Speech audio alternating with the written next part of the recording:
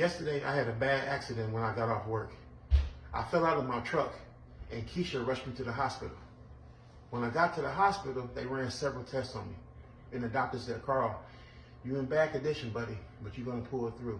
You have a severe concussion, a broken left arm, a broken left rib, and you have a fracture in your spine. We got to be real careful when you're at surgery because you got the potential of losing the feeling in your legs. So guess when I feel like I'm losing life and feeling bad at myself, I said, let me call my wife, my Poodles, for words of encouragement. So I called Poodles and tell her what happened. Guess what Poodles tells me? What did I tell you, Carl? Who the hell is Keisha?